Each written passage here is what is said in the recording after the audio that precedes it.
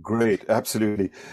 And value creation is a very interesting term because when you say value creation, you're creating value for your investors, for your shareholders, unquestionably. It's my first responsibility as a business owner, and someone who's been, if I've been invested in, to create value for my shareholders. But that's not the value that I'm talking about. Let's say what it isn't value. Value is the most misunderstood word in the world today. Um, we are either talking about value creation, fine, which I have no problem with. We also talk about added value, and this is not added value. Added value is a bribe, by the way. All Added right. value, yeah. Well, added value is I'll give you a little bit more product, a little bit more service for no more money, so I can hook you. You take your car for a wash, sorry, for a service, and someone washes it for you. Yeah, that's added value. It's nice. I'm not saying it's bad. It's very attractive. But tomorrow, when the garage down the road, another garage, takes your car for a service, washes it, and also picks it up and delivers it, you switch like that, right?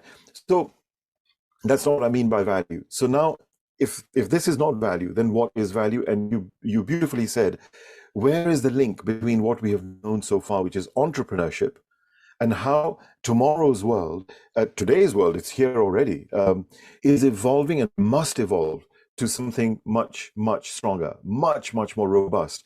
That is valuepreneurship. So here's the difference. An entrepreneur says, what product can I make? What service can I make? How much can I sell to whom? And how much money can I make? Right? The growth Mm. and all that kind of stuff. In very, very basic terms. Of course, I mean, having been an entrepreneur myself, and guided a lot of entrepreneurial companies to incredible growth, I know that it's a bit more complex. But the essence is that the valuepreneur starting point is somewhere very, very, very different. They do exactly the same work. They sell the same products, the same services. They do the same work, but their starting point is who's out there. Right. Who's out there?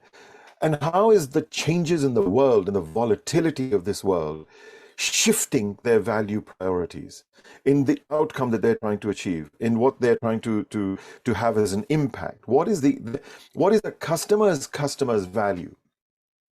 I'll give you examples in a minute. And then says, having understood that, what I call value onions, which is actually giving value a prioritization shape, that at the core of the onion is the product itself. The layers of value, the bigger that they are getting, is representing more and more and more value. But I won't go into these are all models and so on, which are covered in the book. And then we calculate value. It's not just a moral lecture. We calculate segment my market segment. What is their value? And then you start building the responses. So the valuepreneur says, who's out there? How is the world shifting their priorities, their value impact priorities? Then and only then, having understood that, and communicates that across the organization so that everyone is obsessed with serving that value.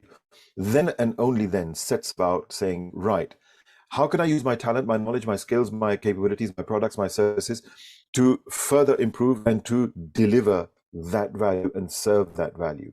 It's Interesting. it's it's very, very powerful, layer by layer, you know.